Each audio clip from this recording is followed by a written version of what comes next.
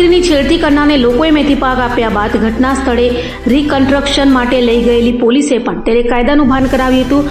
ત્યારે મોટી સંખ્યામાં હાજર લોકોમાં આરોપી સામે ભારે રોષ જોવા મળ્યો હતો।